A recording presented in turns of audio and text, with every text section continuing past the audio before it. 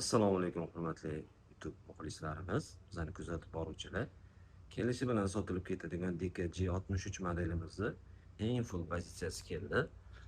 Bu mashinamizni o'ziga xosligi, o'zingizlar bilasizlar, 10 yoshgacha bo'lgan bolalar o'tirib haydasa bo'ladi, 2 kishilik hisoblanadi. To'liq bo'yalgan bo'ladi, shunaqa tovlanib turadi.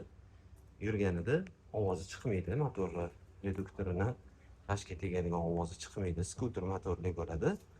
Va bu galgisi monitori yana ham katta bo'lib keldi. Yurganida ovoz chiqmasligiga e'tibor beringlar. Sezasizlar, hech qanaqa ovoz yo'q.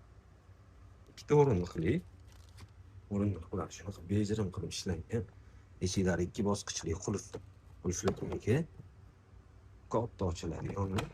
Hatto paroglarida ham AMG yozuvlari, poliklarida AMG yozuvlari bor. Alohida multimedia uchun atsak tashlab ketilgan. Rullardagi knopkalar ham ishlaydi. Balonlar yumshoq bo'ladi. Pultdan boshqaruv va bolani o'zi haydasa ham bo'ladi. Yana bitta o'ziga xos jihati, yurganida voy qilib ovozi eshitilib turadi, qaranglar. Bolani o'zi yoshligida mashinani his qilib haydashiga yordam beradi.